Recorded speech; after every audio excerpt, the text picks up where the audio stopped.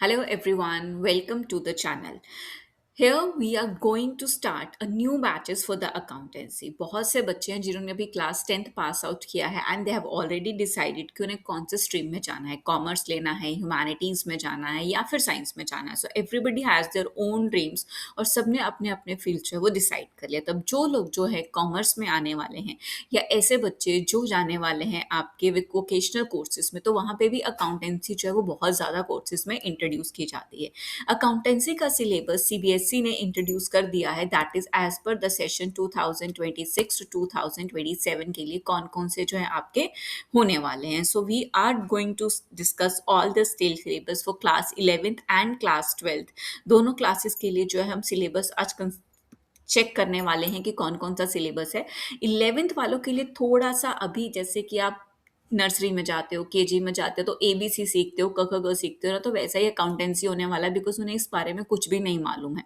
So basic terms क्या होती हैं और क्लास 12th को कैसे प्रिपेयर करना है फॉर देयर फाइनल सिलेबस, तो वो हम आज डिस्कस करने वाले हैं. चलिए सिलेबस डिस्कस करते हैं. क्लास 11 की अगर बात करेंगे तो अगेन 11th और 12th दोनों में आपका जो सिलेबस है वो कैसे डिवाइड रहता है. The syllabus is divided into 80 and 20 marks. 20 marks जो है वो दोनों क्लासेस में 11th और 12th के लिए क्या रहने वाला है, आपका प्रोजेक्ट बेस्ड रहने वाला है. क्लास 11th की बात करो तो 11th में आपका क्या है, स्कूल में ही होता है, कोई एक्सटर्नल्स तो आते नहीं है, तो 20 मार्क्स में सिर्फ एक प्रोजेक्ट बनाना है and you can easily score that for class 11. Marks हैं 80 मार्क्स जो कैसे डिवाइडेड हैं आपके 56 मार्क्स के अंदर और आपके कैसे 44 मार्क्स के अंदर. ठीक है, ये आपके जो है 80 मार्क्स डिवाइडेड होने वाले हैं. 56 और 24, सॉरी, 56 में आपका इंक्लूड होगा आपका पार्ट ए. पार्ट ए में क्या क्या आएगा, part A includes your unit 1 and unit 2. पूरा एक ही बुक होता है क्लास 11th में, ज़्यादा बुक्स नहीं है, बट क्लास 12th में यू हैव 3 बुक्स. अब पार्ट ए के अंदर थ्योरेटिकल फ्रेमवर्क में आप करोगे पूरा आपका 12 मार्क्स के में करने वाले हो total theory. That means basis पढ़ेंगे कि कैसे जो है आप बेसिक्स करके आप आगे क्वेश्चंस करोगे. 12 मार्क्स की जो थ्योरी है स्टार्टिंग में डिफिकल्ट लगती है, बट एज सुन एज जैसे आप बाकी सिलेबस करते जाते हो ना, आपके लिए वो थ्योरी बहुत ईजी हो जाती है और वो ईजिली आप फाइनल्स में क्रैक कर सकते हो.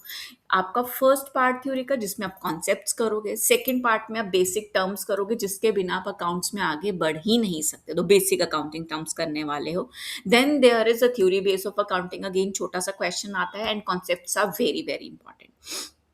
मटेरियलिटी, अकाउंटिंग स्टैंडर्ड्स, ये सब आप किस में करने वाले हो, आपका थ्योरेटिकल फ्रेमवर्क में, and it will give you how many marks, 12 marks का जो है ये सेक्शन होने वाला है. अकाउंटिंग प्रोसेस यूनिट 2 सबसे ज़्यादा लेंदी आपका जो होने वाला है, 44 मार्क्स का ये होने वाला है. और 44 मार्क्स में क्या क्या आएंगे आपके, फ्रॉम प्रिपेयरिंग द वाउचर, जैसे बिजनेस में आज अगर ट्रांजैक्शन हो गया तो उसके प्रूफ से लेकर के वाउचर्स बनाने से लेकर के उसकी एंट्रीज रिकॉर्ड करना, उनके लिए स्पेशल पर्पस बुक बनाना, cash book, purchase book, sales book, ये सब बनाएंगे टिल आपका लेजर फॉर्मेट, बीआरएस, ये सब आपका इंक्लूडेड होगा. यहाँ तक डेप्रिसिएशन हो गया, everything is included under your 44 marks. Trial balance, rectification of errors, everything है. ठीक है, और ये सबसे बड़ा यूनिट होता है आपका 44 मार्क्स वाला, और हर चैप्टर के अपना इक्वल वेटेज होता है.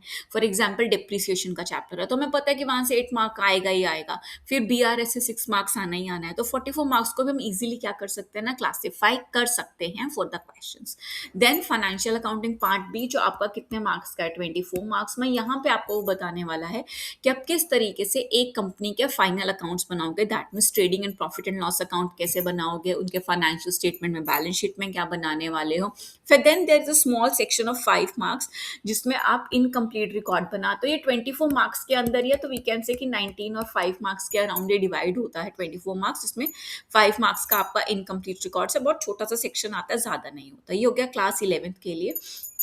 क्लास 11th के जो बैचेस हैं हम स्टार्ट करने वाले हैं TTS, that means Tuesday, Thursday and Saturday. हर 1 घंटा हम लोग जो है लेक्चर पढ़ेंगे, जैसे आप अपने फिजिकल क्लासेस में जाके लेक्चर्स अटेंड करते हो जहाँ पे आपको हर एक चीज़ की इन्फॉर्मेशन दी जाती है, वैसे ही हम यहाँ पे डिस्कस करने वाले हैं. किसी को कोई भी डाउट हो तो वो कमेंट कर सकता है और हम उसको ईजिली फर्दर क्लासेस में डिस्कस करेंगे. ठीक है जी. अब स्टार्ट करते हैं. आपका क्लास 12th का सिलेबस क्या है. क्लास 12th के सिलेबस के लिए 20 मार्क्स अगेन आपके क्या होने वाले हैं, आपके प्रोजेक्ट, 12 मार्क्स में आपका प्रोजेक्ट फाइल और 8 मार्क्स का क्या है आपका वाइवा। अब वाइवा क्लियर है कि कौन लेगा, आपके एक्सटर्नल्स आपके आपका जो है वाइवा लेने वाले हैं। सो वो उन पे छोड़ दो 8 मार्क्स का। आपको अपनी प्रोजेक्ट फाइल अच्छे से बनानी है और वाइवा के लिए आपको आपका पूरा सिलेबस आना चाहिए, चाहे वो 11th हो चाहे 12th हो, वो कहीं से भी आपसे पूछ सकते हैं।